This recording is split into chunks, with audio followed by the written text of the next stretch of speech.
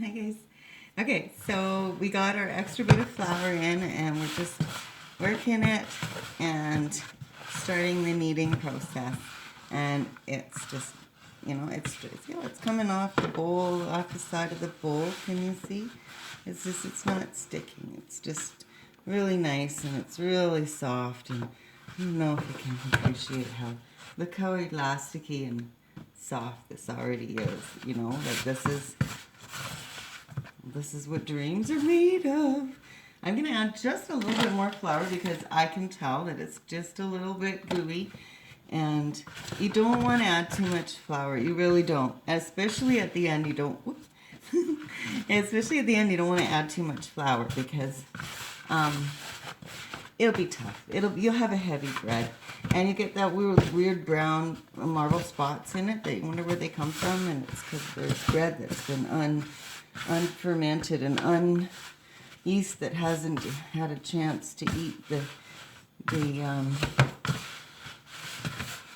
sugars and the flours and the grains and the egg and everything you put in here. And even though there's only 4 or 5 ingredients, the original bread is flour, salt, and water. And that's it, right? A little baking powder, self-rising flour if you're making. They're like, hi, Yuki. He's coming in from here. Yuki had a smoke break. We'll have to do a family intervention one of these days, but not today. It's a lovely day. August 27th. Yeah, and so just a tiny bit more flour. Oh, yeah, Sean. Everybody's starting to filter home from work. Hard-working workers. Machine gang. Oops. Okay. And again, like I say, it's a really moist day here, even though maybe liken it to Florida here today. It's very warm and very moist, very humid. Moist. It is moist. The air is humid. Okay, so there we go. And now you can see that it's coming together like if you had a dough hook and you had it on knead for a ridiculously long 5 minutes. Like some people think you need to do it. And what I've learned over the last few years, and I've, made some good bread and some bad bread, and kid tested. If you over knead it, it gets tough. If you overproof it, if you over rise it, and don't let it do some of that in the oven, then it also gets tough or it falls. So I found that you really don't need to over knead. You just have to incorporate and then let it rest. It's kind of like, I don't know, the energy of conversation. The conversation of the ingredients. They have to have a chance to talk and then rest and let the alchemy do its job. And so you guys can see this, how soft and beautiful this is starting to become, right? And so we're just gonna keep doing that for a little while. And if you're already familiar with the kneading process, then you'll know when to stop, right? You'll know when you can do the window test and it's still too breakable, right? So you need to knead a little bit more. And if it's still sticky, it's okay that it's still really sticky. You can add a little more flour, but at this point, because it's coming away from the bowl by itself, and it's only sticking to my hands sometimes, what I'm going to do is I'm going to take this time, and I'm just going to sort of fold it under itself and put it in the bowl. I'm not going to oil the bowl or anything. I'm just going to put it there for a minute, and I'm just going to not let it dry out, though we're not going to give it time to do that, and just let it rest for a minute and let the glutens give it a chance to just give the glutens a chance to relax those strands and let the yeast work for you. because that's what the kneading is all about as well, right? You're building the forms and the strands to help hold it up. The glutens and the proteins are the walls that hold up this bread house that we're building. So,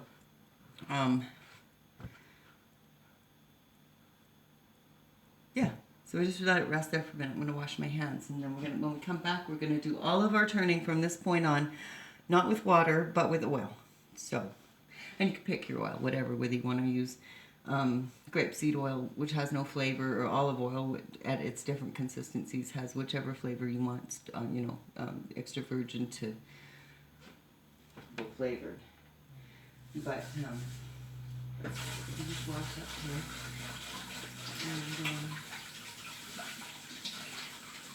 thank you for putting up with me and my videos. I'm not good at this yet, but I'm gonna try and get better, and maybe get some better equipment so that I can prop things up and show you better views of everything, and pick good times of the day to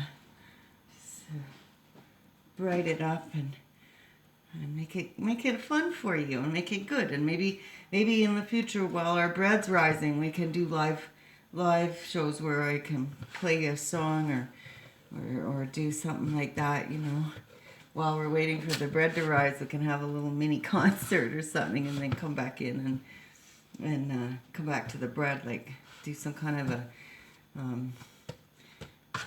musicians need fundraiser or something like that, and then we can so we just let it rest for a few minutes. And I don't know if you can see how really soft and beautiful this truly is. I mean, so we're going to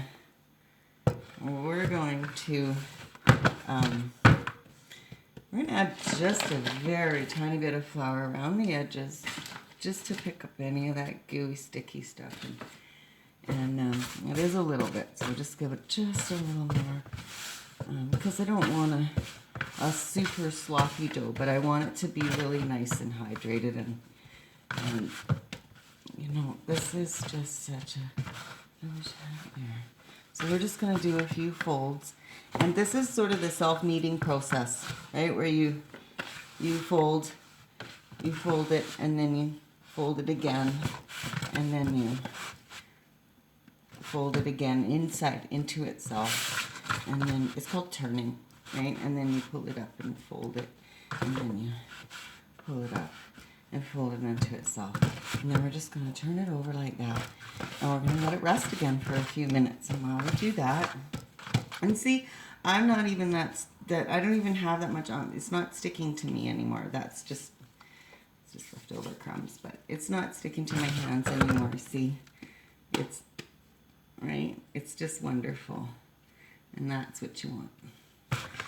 Okay, that's what you want. So we're gonna just take a little flour, and that helps clean off your hands if you have any extra on your hands. It's a little trick. You just add extra flour, and it comes off your hands, and you can just get that off too. Make sure you wash your hands. And we're just gonna do that. Knead it a couple more times. We're not really kneading it. We're more just folding it into itself, because I really got to stress that we really over knead and overproof almost all of our bread recipes. Seriously, it doesn't want that much work done to it. Once it's already soft and already starting to become pliable, you just need to give it a couple more minutes, and then really trust it. You put all the ingredients into it. It's kind of like, I don't know, building a house. You gotta trust that what you did was right, and you gotta give it a chance to settle and start to have a life of its own, and then you're gonna be really happy. And you see, the more you work it, the more it just doesn't want to stick anyways.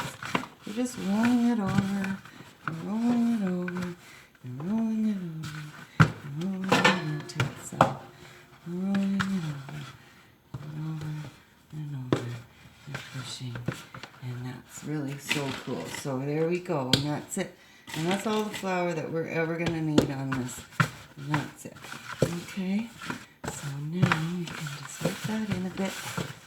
I still have video because I was running out of video space. I couldn't really figure out why it kept cutting out, and then it finally said to me, you're out of card space. So here we go. See if we can see what I'm doing. Pushing, pushing, pushing, holding it in and pushing it away, holding it in and pushing it away, holding it in and pushing, and pushing, pushing. See how wonderful it's getting? And it's just lovely. And so now we're just going to let it rest again, okay? How strong, how good it makes you. They say, I read somewhere that kneading is bread is the equivalent of a 5-mile walk. So I think you use more muscles kneading bread than you do going for a stroll. Maybe more like a speed walk. Okay, so we're just going to let that rest for a few minutes. I'm going to wash my hands. And we haven't added any water or any other things to this. We've just got some oil, some egg, a little bit of milk, and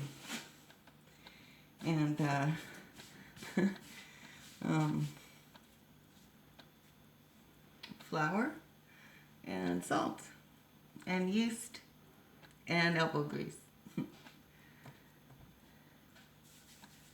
Okay. So now what we're going to do is we're going to wait a few minutes, and then we're going to come back, and we're going to, it'll have rested for a few more minutes, and then we're going to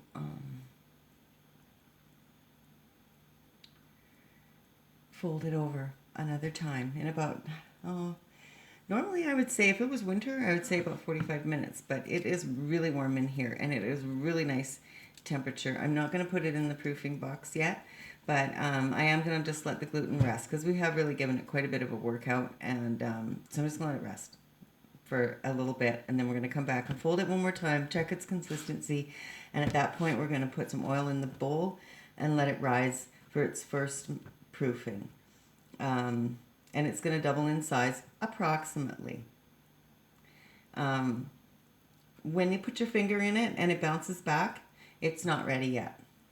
If it's risen up and you put your finger in it and your finger does, and the depression stays there, it's done. And you can start punching your dough down and flouring your counter and getting ready to form your bread loaves or your buns or your hot dog or your hoagies or your whatever you want to make.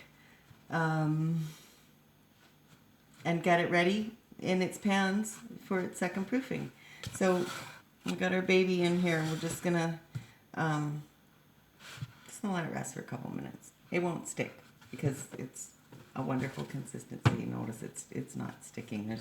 There's no sticking going on here. It's just beautiful dough. So and you can, this is gorgeous, right? It's soft. Okay, so